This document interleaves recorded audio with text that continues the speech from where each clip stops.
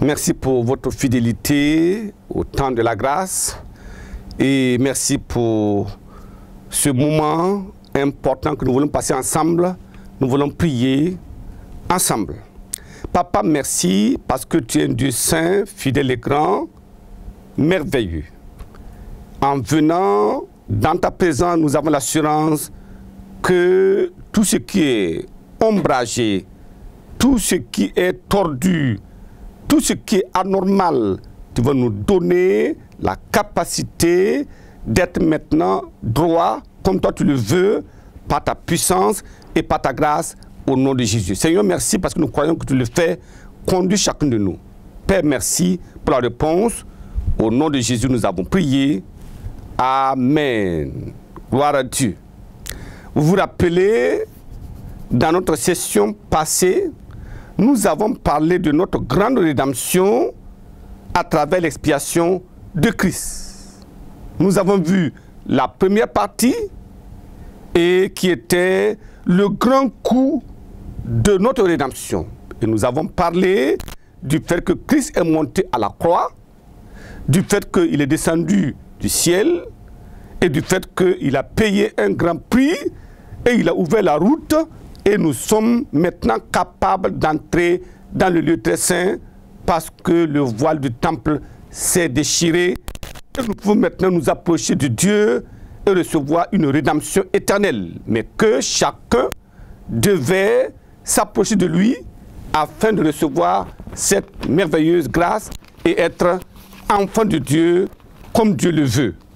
Alors aujourd'hui, nous allons considérer encore ce message, mais les deux points suivants, c'est-à-dire la grande piété du caractère des rachetés, et nous verrons aussi la grande conséquence de devenir réprouvé.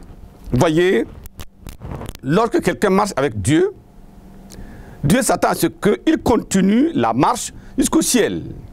Mais lorsque nous faisons demi-tour, comme les gens le font aujourd'hui, alors il nous dit, c'est une grande conséquence. Je prie que nous comprenions cela et que nous prenions des dispositions pour ne pas être réprouvés au nom de Jésus. Donc nous voyons ce deuxième point, la grande piété du caractère des rachetés. Un grand coup, un grand prix payé et maintenant une grande piété du caractère des rachetés. Regardons. Tite, chapitre 2. Tite, chapitre 2. Nous lisons du verset 11. Il nous dit là-bas, Tite 2, 11, car la grâce de Dieu, source de salut pour tous les hommes, a été manifestée. Vous voyez, le grand coup. Cette grâce a été donnée. Le prix a été payé. Elle nous enseigne à renoncer à l'impiété, au convoitisme mondain et à vivre dans le siècle présent selon la sagesse, la justice et la piété. Donc, nous étions de ce nombre, commettant ces convoitises, étant dans la convoitise, commettant l'impiété. Mais maintenant, ce grand coup payé, alors la grâce accordée, elle nous enseigne à renoncer. La question, est-ce que vous avez renoncé? Est-ce que l'impiété est toujours là dans notre vie? Si la grâce entre, le péché sort. Si la grâce vient, une nouvelle aptitude, une nouvelle vie, un nouveau comportement est attendu du croyant. Un grand prix, une grande piété. Elle nous enseigne à vivre dans le siècle présent bien que ce siècle présent soit mauvais, que nous vivions selon la sagesse, la justice et la piété, en attendant la bienheureuse espérance et la manifestation de la gloire du grand Dieu et de notre Sauveur Jésus-Christ, qui s'est donné lui-même pour nous, afin de nous racheter de toute iniquité et de se faire un peuple qui lui appartienne, purifié par lui et zélé pour toute bonne œuvre. Gloire à Dieu. Zélé, purifié, racheté de toute iniquité. Ce n'est pas de quelques iniquités, ce n'est pas de quelques péchés. Comment pouvons-nous parler de la grâce si nous sommes encore esclaves d'un péché quelconque dans notre vie?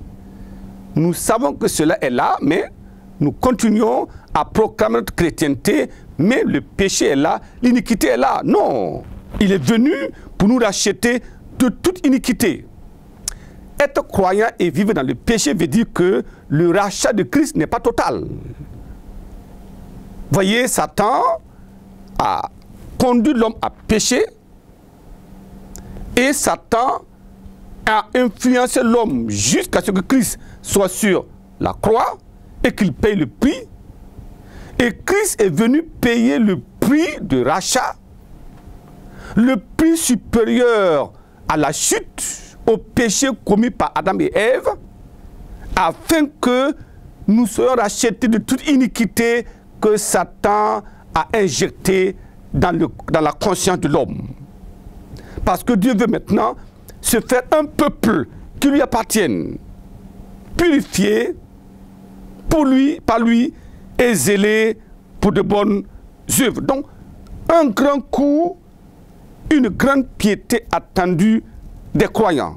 Luc, chapitre 1. Quand nous lisons Luc, chapitre 1, alors nous comprenons le degré d'attente de Dieu par rapport à la conduite des enfants de Dieu sur la terre. Luc, chapitre 1, lisons à partir du verset 68. Il nous dit là-bas, verset 68, il dit, « Béni soit le Seigneur, le Dieu d'Israël, de ce qu'il a visité et racheté son peuple. » Voyez, il a visité, Christ est venu avec la lumière, il a racheté son peuple. Et nous a suscité un puissant sauveur. Voyez, ce n'est pas un sauveur faible, un sauveur limité, mais un puissant sauveur dans la maison de David, son serviteur, comme il avait annoncé par la bouche de ses saints prophètes des temps anciens, un sauveur qui nous délivre de nos ennemis, de la main de tous ceux qui nous haïssent. C'est ainsi qu'il manifeste sa miséricorde envers nos pères et se souvient de sa sainte alliance, selon le serment par lequel il a juré à Abraham, notre père, de nous permettre, voyez, de nous permettre, après que nous serions délivrés de la main de nos ennemis, de les servir sans crainte. Alléluia. Le croyant ne lutte pas. Le croyant manifeste la foi. Le croyant continue de vivre la vie de Dieu. Il n'a pas besoin de lutter à l'intérieur de lui-même, mais Dieu lui a donné l'autorité et la puissance de commander, de détruire, de consumer. Donc, il n'y a pas de crainte que je vais tomber. Non. Christ est capable de nous garder, à moins que nous-mêmes nous prenions la décision de retourner. Sinon, si nous demeurons attachés à Christ, aucun démon, aucun esprit, aucune incantation ne peut nous amener en arrière. Jamais. Parce qu'il a dit, il y a un but dans le rachat. Il dit de nous permettre, après que nous serons délivrés de la main de nos ennemis, de les servir sans crainte, en marchant devant lui dans la sainteté. Combien de temps? Une fois en passant? Non. Dans la sainteté et dans la justice, tous les jours de notre vie. Gloire à Dieu. Les gens vont dire, mais comment un croyant peut-il vivre dans ce monde, dans la sainteté tous les jours? Ça veut dire quoi? Ça veut dire que lorsque nous sommes rachetés, alors, le sang de Jésus nous lave de nos péchés. Et maintenant, nous sommes devenus une nouvelle créature. Le croyant ainsi délivré va aller devant la face de Dieu pour dire, Seigneur, j'ai besoin d'une grande œuvre, encore, ce qu'on appelle la deuxième œuvre de la grâce, qui amène le déracinement de la nature adamique dans le cœur de l'homme, toutes ces impulsions pécheresses, toute cette volupté qui entoure l'homme. La grâce est envoyée pour s'attaquer à ces choses dans la vie du croyant, pour l'amener à aimer Dieu de tout son cœur, de toute son âme, de toute sa pensée, de toute sa force. En ce moment-là, la sainteté est installée dans la vie de l'homme. Alors, le péché n'est plus à l'intérieur. Celui qui provoque le péché n'est plus à l'intérieur. Ça veut dire que le croyant peut faire face à une tentation. Et face à la tentation, le croyant peut vaciller. Mais lorsque le croyant veut vaciller, l'Esprit de Jésus dans le croyant lui dit, tu es en train d'aller dans la disgrâce. Et alors, le croyant se ressaisit en disant au Seigneur, aide-moi, pardonne-moi. Et il continue tous les jours dans sa vie, dans la sainteté et dans la pureté. Le croyant ne pratique pas le péché. Ça veut dire quoi? Voilà, le péché est là-bas, il calcule, il va faire le péché. Non, le croyant est délivré de cela. Et maintenant, il veille pour ne pas tomber. Et s'il arrivait, quand il trébuche par inadvertance, alors il implore la miséricorde de Dieu. Et immédiatement, alors, le sang de Jésus le lave et le purifie. Et il continue dans la sainteté tous les jours jusqu'à la fin du monde. Je prie que le Seigneur nous accorde cela au nom de Jésus. Regardons alors 1 Jean chapitre 3. Et nous lisons du verset 5. 1 Jean chapitre 3 verset 5. Or, vous le savez, Jésus a paru pour ôter les péchés. Gloire à Dieu. C'est cela. Il a paru pour ôter les péchés. Il dit qu'il va jeter nos péchés dans le fond de l'océan, au fond de l'océan, dans les profondeurs de l'océan. Et personne ne peut encore les retrouver. Il dit, il n'y a point en lui de péché. Quiconque demeure en lui ne pêche point. Quiconque pêche ne l'a pas vu et ne l'a pas connu. Petits enfants, que personne ne vous séduise. Celui qui pratique la justice est juste, comme lui-même est juste. Et celui qui pêche est du diable, car le diable pêche dès le commencement. Et le Fils de Dieu apparut afin de détruire les œuvres du diable. Quiconque est né de Dieu ne pratique pas le péché. Voyez, la pratique. On a péché hier. Aujourd'hui encore, on continue de pécher. Après-demain, on continue de pécher.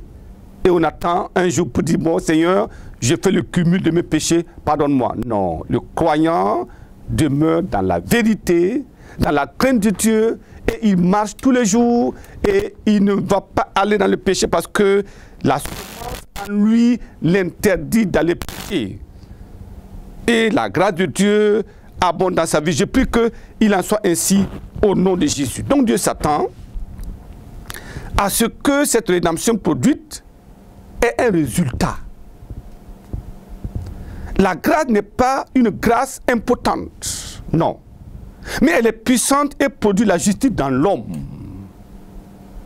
Si nous menons une vie médiocre, cela veut dire que cette grâce n'est pas capable de détruire les œuvres de Satan, non. Dieu est puissant et sa grâce est puissante. Alors, si nous vivons dans l'impiété, cela veut dire que nous n'avons pas compris pourquoi Christ est venu dans le monde.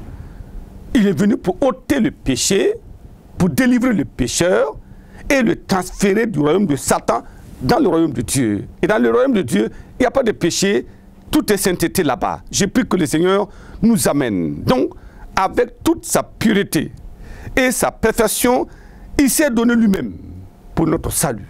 Voilà pourquoi ce n'est pas possible et incroyable que nous demeurions dans la maison de Dieu et continuer à pécher. Je prie que tout ce qui est style de tromperie, le style de vie, le mal dans le monde et le souillure dans le monde ne peut plus s'attacher aux croyants parce qu'il a été délivré par un grand coût, un grand prix qui a été payé. Alors maintenant, il doit regarder à la croix pour mener la vie de justice, la vie de vérité.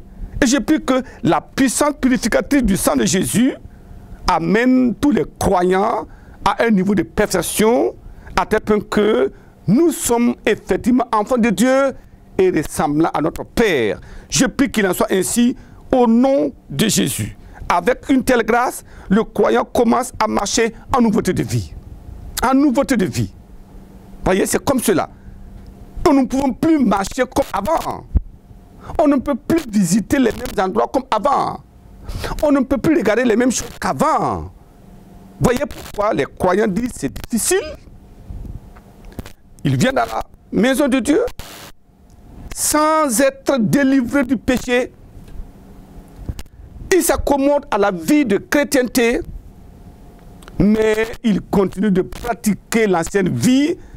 Il n'y a pas eu de déracinement. Je prie que cette puissance de Dieu nous déracine de notre vieille nature, nous transplante dans le royaume de Dieu et maintenant notre cœur aime ce qui est juste, ce qui est bon et l'Esprit de Jésus nous pousse à faire le bien et jamais faire le mal. Alors, en ce moment, tout ce qui nous environne n'a plus d'influence sur notre vie. Mais nous sommes maintenant dans le monde comme la lumière et le sel. Et la lumière va éclairer tout pour montrer aux gens du monde que Christ est venu avec la lumière, une nouvelle vie. Nous devons montrer aux hommes que Christ est bon, Dieu est bon, et que dans leur souffrance, il peut venir, dans leurs ténèbres, il peut venir. C'est comme ça que Dieu espère des croyants. Mais les croyants qui continuent cette vie de péché, c'est une disgrâce. Et puis que nous en soyons délivrés au nom de Jésus. Ce qui nous amène à notre troisième point, la grande conséquence de devenir réprouvé. Imaginez-vous, Christ quittant le ciel, venant sur la terre, il meurt sur le bois infâme, son sang a giclé, il a crié mon Dieu, pourquoi m'as-tu abandonné? Il s'est vidé de son sang. Et en ce moment-là, la terre a tremblé pour dire maintenant c'est fait. Le prix a été payé. Et que nous venons et que nous recevons cette grâce. Et cette grâce en nous nous amène à un niveau de vie acceptable devant Dieu. Et un jour, parce que nous sommes face à un problème, nous avons une situation de tentation, un défi à relever. Le croyant tombe et ne se relève pas, reste couché et demeure là. Alors, il est question d'être réprouvé parce que lorsque nous péchons volontairement, après avoir connu la vérité, il n'y a plus rien à espérer encore. Regardons cela dans Hébreux chapitre 10. Hébreux chapitre 10, lisons du verset 26.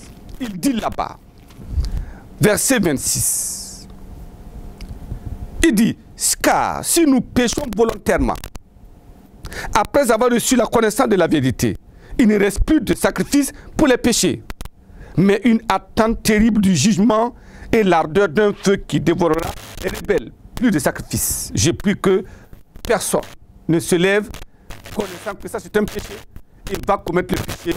Non, c'est une disgrâce. Regardons Osée. Osée. Si nous pouvons ouvrir notre Bible, ça sera merveilleux. Osée chapitre 7. Et nous lisons le verset 13. La Bible dit là-bas, verset 13, malheur à eux, parce qu'ils me fuient, ruine sur eux, parce qu'ils me sont infidèles, je voudrais les sauver, mais ils disent contre moi des paroles. Voyez que la grâce n'est pas suffisante, qu'on peut continuer de s'accommoder avec le péché. Non, c'est pas ce que la Bible a dit. Regardons Psaume chapitre 106. Psaume 106, nous lirons des passages pour nous en convaincre du verset 34. Il dit, verset 34 là-bas, il se détruisit. Non, il ne détruisit point les peuples que l'Éternel leur avait ordonné de détruire.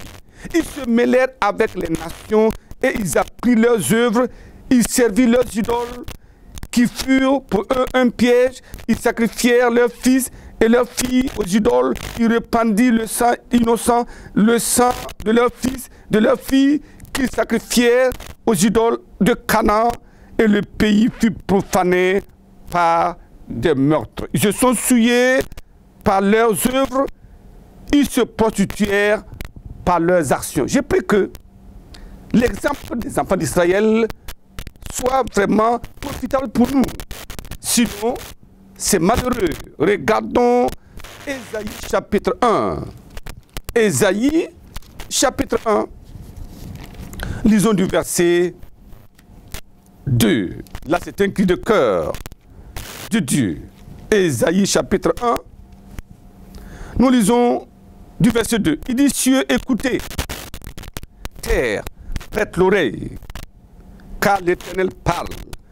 J'ai nourri et élevé des enfants, mais ils se sont révoltés contre moi. Le bœuf connaît son possesseur, et l'âne la crèche de son maître. Israël ne connaît rien. Mon peuple n'a point d'intelligence. Malheur à la nation pécheresse, au peuple chargé d'iniquité, à la race des méchants, aux enfants corrompus. Ils ont abandonné l'Éternel.